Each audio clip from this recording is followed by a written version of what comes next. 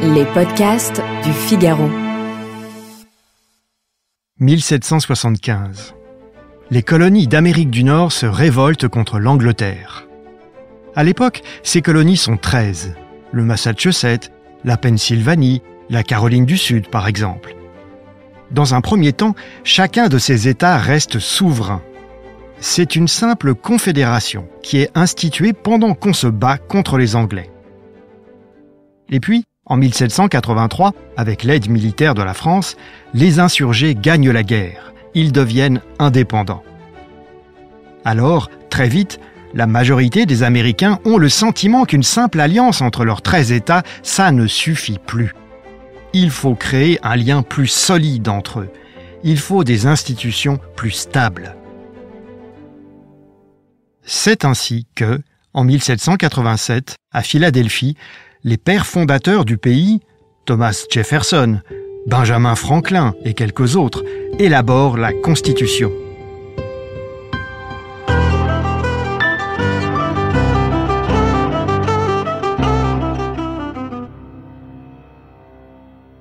Le texte est ratifié par les États et entre en application dès l'année suivante. Or, cette Constitution, elle est toujours en vigueur aujourd'hui, plus de 230 ans après. C'est le même texte, simplement complété au fil du temps par 27 amendements. Et c'est la Constitution de 1787 qui crée le président des États-Unis. Oh, ça n'a pas été simple de se mettre d'accord pour créer un État fédéral et confier le pouvoir exécutif à un président. Beaucoup d'Américains ont peur de cette innovation. Ils n'ont pas pris les armes contre le roi d'Angleterre pour tomber sous la coupe d'un autre tyran. Tout au moins, c'est comme ça qu'ils raisonnent. L'obsession des Américains à l'époque, c'est de préserver leur liberté, toute leur liberté, contre l'abus de pouvoir. Ils se méfient des autorités politiques. C'est un mal nécessaire, mais c'est un mal. Alors, les pères fondateurs ont imaginé un système où le Congrès et le président vont se surveiller l'un l'autre. Le Congrès ne peut pas renverser le président sous prétexte qu'il n'aime pas sa politique, sauf cas de trahison ou de manquement très grave. De son côté, le chef de l'État ne peut pas dissoudre le Congrès en cas de désaccord entre eux. Ils sont obligés de coexister, même s'ils appartiennent à des partis différents.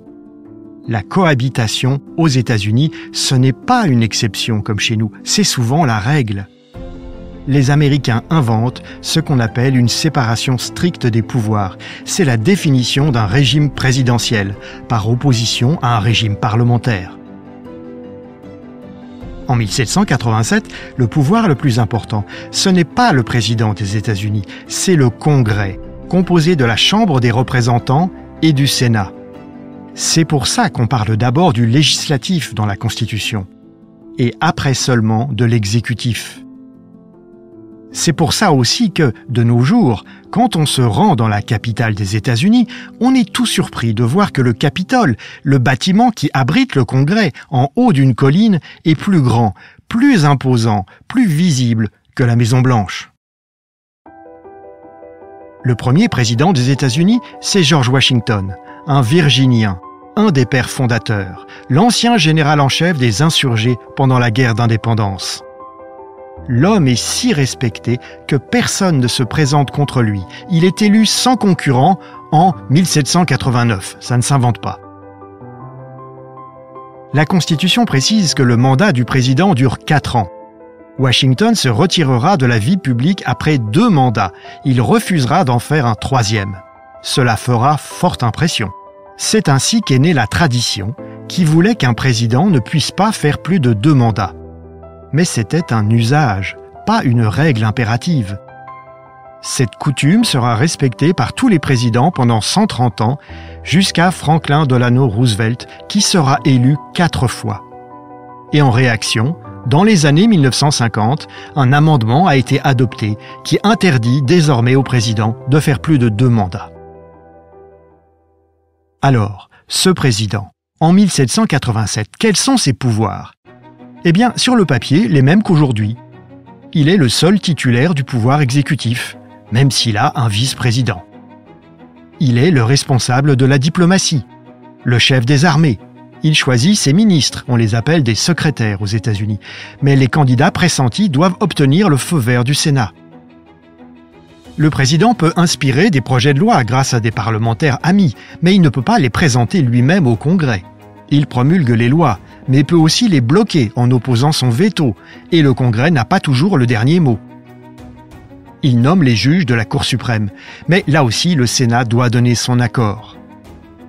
Et comme les Américains tiennent à leur argent, la Constitution interdit même d'augmenter le président pendant son mandat. Et ce n'est pas encore tout. Certains Américains, en 1787, surtout les plus modestes, ne voulaient même pas entendre parler d'un État fédéral. Leur chef de file n'était pas n'importe qui. C'est un des pères fondateurs, Samuel Adams, un homme de Boston. Pour les rassurer, les partisans d'un État fédéral ont fait un compromis avec eux. Ils leur ont dit « Acceptez la Constitution. Et en contrepartie, on va adopter 10 amendements qui vont limiter les pouvoirs des nouvelles institutions et garantir les droits des individus et des États. » Marché conclu. C'est comme ça qu'ont été adoptés les 10 premiers amendements en 1791. Aux États-Unis, ils sont sacrés. On les appelle le Bill of Rights. À cause des guerres en particulier, la guerre de sécession, les 2 guerres mondiales au XXe siècle, le président des États-Unis va devenir le pilote de la machine politique américaine. Il va incarner sa nation aux yeux de ses compatriotes et du monde tout entier. Mais jamais, jamais dans ce pays très juridique, il ne devra oublier qu'il lui faut respecter la Constitution et négocier avec ses adversaires politiques.